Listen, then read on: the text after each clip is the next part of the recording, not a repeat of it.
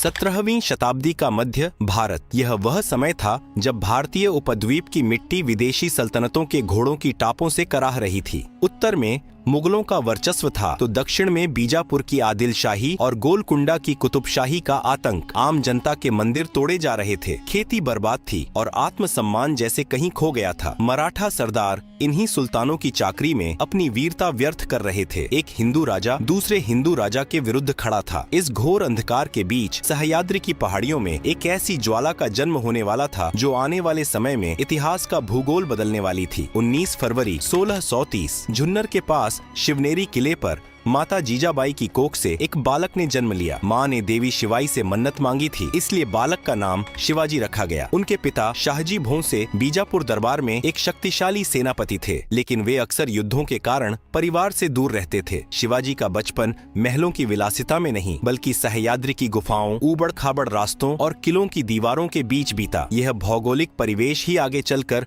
उनकी सबसे बड़ी सामरिक शक्ति बनने वाला था। इतिहास अक्सर राजाओं की तलवार की बात करता है, लेकिन शिवाजी महाराज के मामले में असली धार माता जीजाबाई के संस्कारों ने दी थी। शाहजी राजे अक्सर अपनी जागीरों की रक्षा के लिए व्यस्त रहते थे। ऐसे में शिवाजी के मानस पटल पर स्वराज्य का बीज बोने का कार्य जीजाबाई ने किया। उन्होंने बालक शिवा को रामायण और महाभारत की कहानियां सिर्फ सुलाने के लिए नहीं बल्कि जगाने के लिए सुनाई। उन्होंने समझाया कि अधर्म के विरुद्ध युद्ध करना ही सबसे बड़ा धर्म है। शिवाजी ने बचपन में ही यह समझ लिया था कि वे किसी सुल्तान की गुलामी के लिए पैदा नहीं हुए हैं। उनके हृदय में यह विचार घर कर गया कि यह भूमि हमारी है और इसका शासन भी हमारा ही होना चाहिए। शिवाजी की शिक्षा दीक्षा में दादाजी कोंडदेव का महत्वपूर्ण योगदान रहा। उन्होंने शिवाजी को घोड़सवारी, तलवारबाजी, शासन कला और न्याय व्यवस्था में निपुण बनाया। लेकिन शिवाजी का असली सामरिक विद्यालय मावल का क्षेत्र था। वहाँ के गरीब लेकिन वफादार किसानों के बेटों के साथ शिवाजी ने मित्रता की। वे उनके साथ जंगलों में घूमते, किलों की संरचना को समझते और छापामार युद्ध की शुरुआती गुण सीखते। शिवाजी ने देखा कि इन मावलों में साहस तो है लेकिन उनके पास कोई दिशा नहीं है। उन्होंने इन बिखरी हुई शक्तियों को एक सूत्र में पिरोना शुरू किया। साल 1645 शिवाजी की उम्र मात्र 15 से 16 वर्ष रही होगी। उस छोटी सी उम्र में उनकी सोच अपने समय के दिग्गजों से कोसों आगे थी। वे अपने चुनिंदा साथियों के साथ रायरेश्वर मंदिर पहुंचे। वहां शिवलिंग के सामने शिवाजी ने अपने हाथ की उंगली चीरकर रक्त से अभिषेक किया और हिंदवी स्वराज्य की स्थापना की प्रतिज्ञा ली। यह केवल एक राज्य बनाने की शपथ नहीं थी बल्कि आत्मसम्मान को पुनः जीवित करने का संकल्प था। शिवाजी जानते थे कि उनके पास न तो मुगलों जैसा खजाना है, न ही बीजापुर जैसी विशाल सेना। उनके पास था तो सिर्फ सह्याद्री का साथ और मावलों का बलिदान देने वाला जज्बा। उन्होंने पहला वार किया तोरणा किले पर। बीजापुर के सुल्तान को लगा कि यह एक युवा लड़के की नादानी है, लेकिन उन्हें क्या पता था कि यह उस तूफान की पहली गूंज थी जो मुगल साम्राज्य की नींव हिलाने वाला था। स्वराज्य की शपथ के बाद महाराज ने दुर्गम पहाड़ों को अपना घर बना लिया। तोरणा किले की मरम्मत के दौरान उन्हें गुप्त धन मिला, जिसे उन्होंने राजगढ़ जैसे अभेद्य दुर्ग के निर्माण में लगाया। राजगढ़ स्वराज्य की पहली धड़कती हुई राजधानी बना। महाराज ने अपनी सेना में ऊंच नीच का भेद पूरी तरह मिटा दिया था। उनके लिए कोली, भंडारी, महार और ब्राह्मण सभी समान रूप से स्वराज्य के रक्षक थे। उन्होंने अपने सैनिकों को कड़ा निर्देश दिया था कि किसी भी गांव की बहू बेटी का अपमान नहीं होना चाहिए और किसानों के हल और बैल को हाथ नहीं लगाया जाएगा। इसी समय एक वीर योद्धा का नाम इतिहास के पन्नों पर सुनहरे अक्षरों में लिखा गया, जिनका नाम था तानाजी मालुसरे। सिंहगढ़ किले को जीतने के लिए तानाजी ने अपने पुत्र की शादी तक छोड़ दी और कहा कि पहले शादी कोंढाणा की होगी। आधी रात को घोर अंधेरे में रस्सी की सहायता से पहाड़ पर चढ़े तानाजी और उनके मावलों ने मुगल सेना को परास्त कर दिया। तानाजी वीर गति को प्राप्त हुए, लेकिन उन्होंने स्वराज्य को सिंहगढ़ दिला दिया। महाराज ने दुखी होकर कहा था कि गढ़ आया लेकिन सिंह गया। यह वह जज्बा था जिसने आम किसानों को महान योद्धा बना दिया था। महाराज ने एक अद्भुत सूचना तंत्र विकसित किया था। उनके गुप्तचर बहिर्जी नायक भेष बदलने में इतने निपुण थे कि वे दुश्मन के शिविर में घुसकर उनके भोजन का स्वाद तक बता देते थे। इसी सूचना तंत्र के बल पर महाराज ने जावली के मोरे घराने और जंजीरा के सिद्धियों को धूल चटाई। स्वराज्य का स्वप्न अब वास्तविकता की ओर बढ़ चुका था। तोरणा, चाकण और कोंढाणा जैसे किलों पर शिवाजी महाराज के अधिकार ने बीजापुर दरबार की रातों की नींद उड़ा दी थी। सुल्ताना बड़ी बेगम ने भरी सभा में ललकारा, कौन रोकेगा उस शिवा को। तब एक 7 फीट का पर्वत जैसा आदमी आगे आया, अफजल खान। उसने कसम खाई कि वह शिवाजी को या तो जिंदा पकड़ कर लाएगा या उसका सिर सुल्तान के कदमों में डाल देगा। अफजल खान केवल एक योद्धा नहीं बल्कि एक क्रूर कूटनीतिज्ञ था। उसने रास्ते में मंदिर तोड़े और लोगों को प्रताड़ित किया ताकि शिवाजी महाराज गुस्से में आकर पहाड़ों से बाहर निकल आएं। लेकिन शिवाजी जानते थे कि यह युद्ध तलवारों का नहीं, सब्र और रणनीति का है। 10 नवंबर 1659 प्रतापगढ़ की तलहटी में एक शामियाना सजाया गया। अफजल खान को लगा कि शिवाजी डर गए हैं, लेकिन शिवाजी महाराज अपनी सुरक्षा के लिए तैयार थे। उन्होंने कपड़ों के नीचे चिलखत पहना था और हाथों में वाघनख छिपा रखे थे। जैसे ही अफजल खान ने उन्हें गले लगाने के बहाने अपनी मजबूत भुजाओं में जकड़कर खंजर से वार किया, वह खंजर शिवाजी के कवच से टकराकर रह गया। अगले ही पल महाराज ने अफजल का पेट फाड़ दिया। यह केवल एक वध नहीं था, यह दुनिया को संदेश था कि स्वराज्य की नींव को हिलाना नामुमकिन है। बीजापुर के बाद अब बारी दुनिया की सबसे बड़ी ताकत मुगल साम्राज्य की थी। औरंगजेब ने अपने मामा शाइस्ता खान को 1.5 लाख की सेना के साथ पुणे भेजा। शाइस्ता खान ने शिवाजी महाराज के बचपन के घर लाल महल पर कब्जा कर लिया। महाराज ने एक अद्भुत दुस्साहस दिखाया। उन्होंने शादी की टोली के भेष में अपने चुनिंदा 400 सैनिकों के साथ रात के अंधेरे में लाल महल पर हमला कर दिया। शाइस्ता खान जान बचाकर खिड़की से कूदा, लेकिन महाराज की तलवार ने उसके हाथ की 3 उंगलियां काट दी। मुगलों की इतनी बड़ी सेना के बीच घुसकर उनके सेनापति को घायल करना और सुरक्षित बाहर निकल आना किसी चमत्कार से कम नहीं था। इतिहास का सबसे बड़ा मोड़ तब आया जब 1666 में मिर्जा राजा जयसिंह के साथ हुई पुरंदर की संधि के बाद शिवाजी महाराज आगरा के मुगल दरबार पहुंचे। औरंगजेब ने उन्हें तीसरी पंक्ति के मनसबदारों के पीछे खड़ा करके उनका अपमान किया। शिवाजी महाराज ने भरी सभा में औरंगजेब को ललकारा और बाहर निकल गए। उन्हें और उनके पुत्र संभाजी को जयपुर भवन में नजरबंद कर दिया गया। मौत उनके सामने खड़ी थी, लेकिन महाराज का मस्तिष्क शांत था। उन्होंने अपनी बीमारी का नाटक किया और गरीबों को मिठाई के टोकरे बांटना शुरू किया। 17 अगस्त 1666 को शिवाजी और संभाजी उन्हीं मिठाई के टोकरों में छिपकर आगरा से निकल भागे। यह पलायन आधुनिक विश्व इतिहास की सबसे महान रोमांचक कहानियों में गिना जाता है। शिवाजी महाराज ने छापामार युद्ध नीति को एक विज्ञान बना दिया था। वे जानते थे कि मुगलों की विशाल सेना खुले मैदान में अजेय है, इसलिए उन्होंने युद्ध को पहाड़ों, घने जंगलों और दुर्गम घाटियों में खींच लिया। उनकी सेना छोटी थी, लेकिन बिजली की तरह तेज थी। हमला करो और गायब हो जाओ। मुगल सैनिक इसी उलझन में पागल हो जाते थे कि दुश्मन कहां से आया और कहां गया। शिवाजी ने यह सिद्ध कर दिया कि अगर बुद्धि और संकल्प साथ हों, तो दुनिया की किसी भी विशाल सेना को घुटनों पर लाया जा सकता है। 1674 तक शिवाजी महाराज ने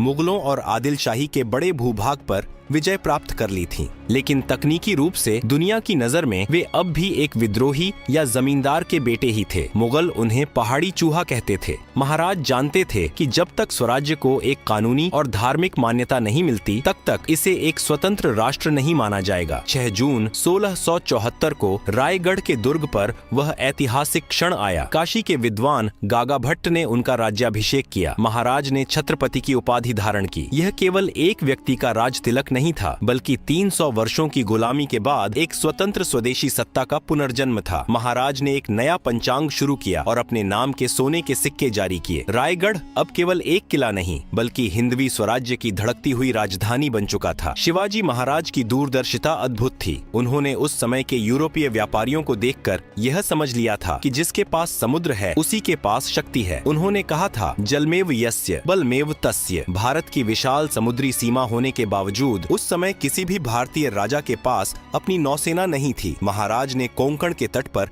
अपने जहाज बनाने शुरू किए। उन्होंने कल्याण, भिवंडी और पेण जैसे स्थानों पर जहाज बनाने के स्थान बनवाए। उन्होंने समुद्री डाकुओं और जंजीरा के सिद्धियों को रोकने के लिए सिंधुदुर्ग, विजयदुर्ग और खांदेरी जैसे अभेद्य जल दुर्गों का निर्माण किया। आज भारतीय नौसेना उन्हें अपना जनक मानती है और उनका राज चिन्ह आज भी नौसेना के ध्वज पर शान से लहराता है। शिवाजी महाराज केवल युद्ध के मैदान में ही नहीं, बल्कि मेज पर बैठकर शासन चलाने में भी निपुण थे। उन्होंने अष्टप्रधान मंडल का गठन किया, जो आज की शासन प्रणाली जैसा था। इसमें 8 मंत्री होते थे। पेशवा राज्य का प्रशासन और अर्थव्यवस्था, अमात्य राज्य के आय व्यय का लेखा जोखा, सचिव सरकारी पत्रों और आदेशों का संपादन, मंत्री दरबार की गतिविधियों और जासूसी का कार्य, सेनापति सैन्य संगठन और युद्ध नीति, सुमंत अन्य राज्यों के साथ संबंध, न्यायाधीश न्याय व्यवस्था के प्रमुख, पंडित राव धार्मिक और सांस्कृतिक मामले। इस व्यवस्था ने भ्रष्टाचार को कम किया और शासन में पारदर्शिता लाई। महाराज ने जागीरदारी प्रथा को खत्म कर सरकारी वेतन की शुरुआत की, ताकि कोई भी अधिकारी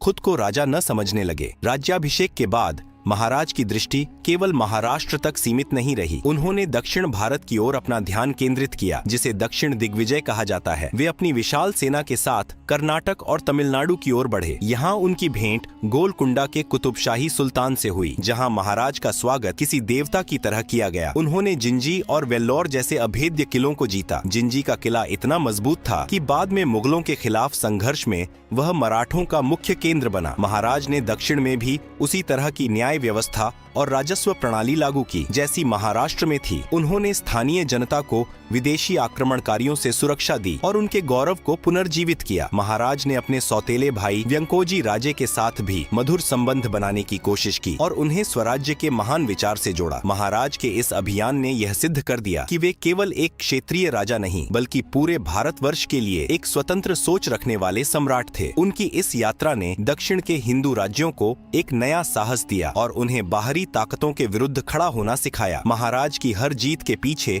उनकी वह पवित्र सोच थी जो मानवता और धर्म की रक्षा के लिए समर्पित थी। शिवाजी महाराज का स्वराज्य जनता का राज्य था। उन्होंने आदेश दिया था कि युद्ध के दौरान भी किसी किसान की फसल को नुकसान नहीं पहुंचाया जाएगा। उन्होंने मुगलों की उस प्रथा को बंद किया जहां किसानों से उनकी पूरी कमाई छीन ली जाती थी। महिलाओं के प्रति महाराज का सम्मान उनके चरित्र का सबसे उज्जवल पक्ष था। कल्याण के सूबेदार की बहू का प्रसंग जग जाहिर है, जहां उन्होंने दुश्मन की स्त्री को अपनी माता के समान सम्मान देकर सुरक्षित घर पहुंचाया। उनके सैन्य नियमों में कड़ा निर्देश था। महिलाओं और बच्चों पर हाथ उठाना तो दूर, उनका अपमान करने वाले का सिर कलम कर दिया जाएगा। इसी नैतिक बल के कारण मुगलों के कई हिंदू और मुस्लिम सिपाही भी महाराज के प्रति आकर्षित होते थे। सैकड़ों वर्षों के विदेशी शासन के कारण मराठी और संस्कृत जैसी भारतीय भाषाओं में अरबी और फारसी शब्दों का बोलबाला हो गया था। शिवाजी महाराज ने राज्य व्यवहार कोश बनवाया, जिसके माध्यम से प्रशासन में अपनी भाषा के शब्दों को पुनर्जीवित किया गया। उन्होंने मंदिरों का जीर्णोद्धार किया और लुप्त हो रही भारतीय कलाओं को संरक्षण दिया। वे एक ऐसे भारत का सपना देख रहे थे जो अपनी जड़ों से जुड़ा हो और आधुनिकता की ओर अग्रसर हो। 3 अप्रैल 1680 को छत्रपति शिवाजी महाराज ने देह त्यागी। पूरे भारत में शोक की लहर दौड़ गई, लेकिन दिल्ली में औरंगजेब ने राहत की सांस ली। उसे लगा कि पहाड़ी चूहा अब नहीं रहा तो दक्षिण को जीतना अब बच्चों का खेल होगा। 1681 में औरंगजेब अपनी विशाल मुगल सेना, असीमित खजाना और अपनी पूरी सल्तनत लेकर दक्षिण की ओर कूच कर गया। उसका संकल्प था मराठा साम्राज्य का नामो निशान मिटाना, लेकिन नियति ने कुछ और ही लिख रखा था। औरंगजेब यह सोचकर आया था कि वह कुछ महीनों में लौट जाएगा, पर वह यह नहीं जानता था कि दक्षिण की यही मिट्टी उसकी और उसके साम्राज्य की कब्र बनने वाली है। शिवाजी महाराज के उत्तराधिकारी छत्रपति संभाजी महाराज ने वह कर दिखाया जिसकी कल्पना औरंगजेब ने भी नहीं की थी। संभाजी महाराज ने 9 वर्षों तक मुगलों, सिद्दी, पुर्तगालियों और अंग्रेजों के खिलाफ एक साथ युद्ध लड़ा। उन्होंने लगभग 120 लड़ाइयां लड़ी और एक भी युद्ध नहीं हारा। पुर्तगालियों के खिलाफ पोंडा के युद्ध में संभाजी ने ऐसी वीरता दिखाई थी कि मुगल सेना उन्हें देखकर ही कांप उठती थी। संभाजी महाराज के काल में मुगल एक भी मराठा किला पूरी तरह जीत नहीं पाए। 1689 में धोखे से संभाजी महाराज को संगमेश्वर में बंदी बना लिया गया। औरंगजेब ने उनके सामने शर्त रखी, धर्म परिवर्तन करो और स्वराज्य की जानकारी दो। संभाजी महाराज ने मौत को चुना, लेकिन स्वाभिमान को नहीं। 40 दिनों तक उन्हें अमानवीय यातनाएं दी गईं, उनकी आंखें निकाल दी गईं, खाल खींच ली गई, लेकिन उस शेर की दहाड़ कम नहीं हुई। औरंगजेब की यह सबसे बड़ी रणनीतिक भूल थी। संभाजी महाराज की हत्या ने मराठों के मन में डर नहीं, बल्कि मुगलों के प्रति एक ऐसी नफरत और प्रतिशोध की ज्वाला भर दी कि स्वराज्य अब राजा का युद्ध न रहकर जनता का युद्ध बन गया। संभाजी के बाद छत्रपति राजाराम और उनके बाद उनकी पत्नी महारानी ताराबाई ने स्वराज्य की कमान संभाली। ताराबाई की सामरिक सूझबूझ ने मुगलों को पस्त कर दिया। उन्होंने औरंगजेब की आर्थिक घेराबंदी की नीति को उसी पर उलट दिया। मराठे अब केवल किलों की रक्षा नहीं कर रहे थे, बल्कि मुगलों के कब्जे वाले इलाकों पर हमला कर उनकी रसद काट रहे थे। औरंगजेब बूढ़ा हो चुका था, उसका खजाना खाली हो रहा था और उसकी सेना का मनोबल टूट चुका था। वह मराठों को जितना कुचलता, वे उतने ही वेग से उभरते। 1707 का साल, अहमदनगर के शिविर में 88 वर्षीय औरंगजेब अपनी अंतिम सांसें ले रहा था। उसकी आंखों के सामने उसका वह सपना टूट रहा था जिसके लिए उसने 27 साल जंगलों और टेंटों में बिता दिए थे। वह जिस मराठा शक्ति को मिटाने आया था, वही अब दिल्ली की ओर कूच करने की तैयारी कर रही थी। औरंगजेब की मृत्यु के साथ ही मुगल साम्राज्य का पतन शुरू हो गया। शिवाजी महाराज ने जो बीज बोया था, वह अब एक विशाल वटवृक्ष बन चुका था। आने वाले दशकों में पेशवाओं के नेतृत्व में मराठा ध्वज कटक से अटक तक लहराया। छत्रपति शिवाजी महाराज की विरासत केवल किलों और नक्शों तक सीमित नहीं है, वह आज भी हर भारतीय के आत्मसम्मान में जीवित है। लोकमान्य तिलक ने स्वराज्य की भावना जगाने के लिए शिव जयंती का उत्सव शुरू किया। नेताजी सुभाष चंद्र बोस और वीर सावरकर जैसे क्रांतिकारियों के लिए महाराज एक प्रेरणा पुंज थे। शिवाजी महाराज ने सिखाया कि संसाधन कम हो तो भी इच्छा शक्ति से भूगोल बदला जा सकता है।